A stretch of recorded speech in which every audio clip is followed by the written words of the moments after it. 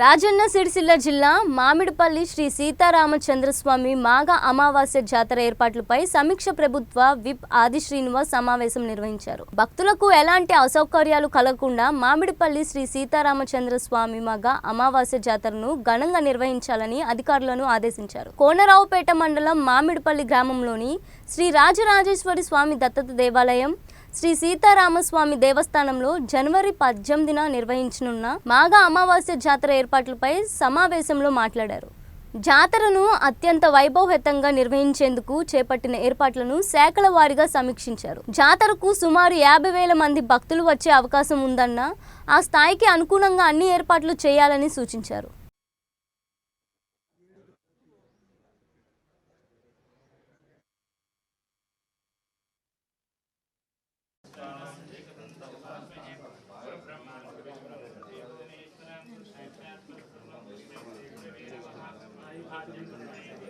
కంకణం లక్ష్మీ కరుణకటాక్ష కంకణం ఐశ్వర్య కంకణం అభివృద్ధి కంకణం రక్షా కంకణ దేవతాభ్యో నమస్తు రామచంద్ర రక్షా కంకణ దేవతాభ్యో నమస్తు ఈశ్వర సర్వభూత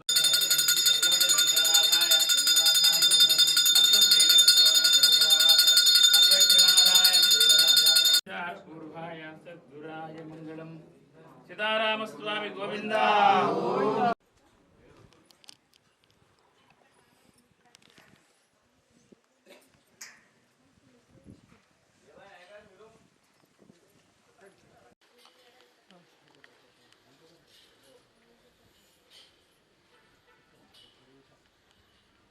कामाद सिद्ध्यर्थम पुत्र पौत्राभ्यर्थम भूत वेद विशाशादि सर्वबाध निवारणार्थम सर्वशत्रुबाध निवारणार्थम भक्ति ज्ञान वैराग्य योग सिद्ध्यर्थम प्रतिबंधरై ఇబ్బందులు తలెత్తకుండా చూసేటువంటి కార్యక్రమాన్ని మనం మొదటి నుంచి కూడా ఇటు మామిడిపల్లి గ్రామానికి సంబంధించిన పెద్దలే కానీ కోనరావుపేట మండలానికి సంబంధించిన అధికార బృందంతో పాటు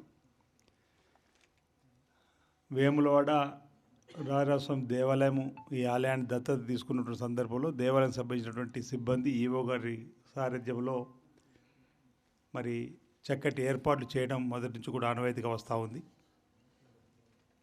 వచ్చేటువంటి భక్తులకు ఎలాంటి ఇబ్బందులు తలెత్తకుండా చూసుకునే బాధ్యత మనందరిది కాబట్టి మీరు చెప్పిన సూచనలు సలహాలన్నీ కూడా మరి వేములవాడ రాజన్న ఆలయానికి సంబంధించినటువంటి అధికారులతో పాటు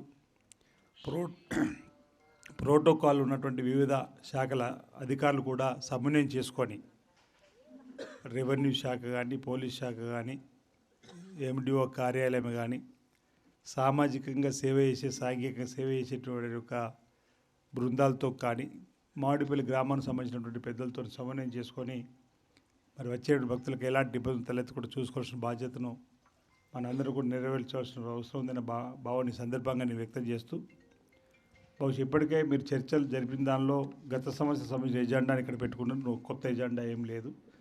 నేను 29 తారీఖు ఒకటి అప్పుడు పాత ఎజెండాని ముందు పెట్టారు. మరి ఇప్పటి ఎజెండాలో ఏమేమి చర్చించుకుంటారు అనేది కూడా గత సంవత్సరానికి ఈ సంవత్సరం తేడాన్ని బట్టి అంటే భక్తుల సంఖ్య పెరగడానికి అవకాశం ఉంటే మనం 800 బబుల్స్తో మంచినీళ్ళు చల్లటి ఇవ్వాలని చెప్పని పెట్టుకున్నారు. అవి సరిపోతాయా, ఇంకా పెంచుకుంటారు నీటికి సంబంధించింది. అదేవిధంగా ఆర్టీకి సంబంధించిన డిఎం గారు ఉన్నారు. బస్ సర్వీసులకు సంబంధించి కూడా ఆ రోజు రష్ బాగున్నప్పుడు అంతకుముందు మామిడిపల్లి చిక్కచిలో వచ్చిన బస్సులు రిటర్న్ పోయే విధంగా ఇక్కడ పైనుంచి వచ్చే బస్సులు పైనుంచి రిటర్న్ పోయే విధంగా చేస్తే బాగుంటుందో సూచన తీసుకున్నాం. ఆ విధంగా చేస్తే బాగుంటుందా, లేదంటే ఫోర్స్తో ఎక్కువగా రోడ్డు క్లియర్ ఉంచితే బాగుంటుంది. అందుకని వచ్చేటువంటి వారికి ఆ రోజు స్పెషల్ బస్సులు కూడా మనం ఆపరేట్ చేయాల్సిన అవసరం ఉందని డిఎం గారు ఇప్పటికే ఎన్ని బస్సులు పెడతారో కానీ ఆ రోజు బస్సుల సంఖ్య కూడా పెంచుకునే క్రమంలో మరి ఇక్కడ భక్తుల సంఖ్య ఎక్కువ రోడ్డు మీద ఉంటే ఇబ్బంది అయితే అనుకుంటున్నాము. ఇక్కడికి వచ్చి షటిల్ లాగా ఆ వైపు నుంచి మర్రిమట్ల నుంచి వచ్చే బస్సులు అటువైపు షటిల్ లాగా చేస్తే బాగుంటుందని చెప్పి అనుకున్నాం. ఆ విధంగా చేస్తే బాగుంటుంది. ఒకసారి మీరు ప్లాన్ చేసుకొని ఇక్కడ చాలామంది భక్తులు వస్తుంటారు. ఈ మధ్యలో అనేక మందికి ద్విచక్ర వాహనాలు సొంతంగా కార్లు ఉన్నప్పటికీ అనేక మంది బస్సులో మహిళా తల్లులకు ప్రయాణము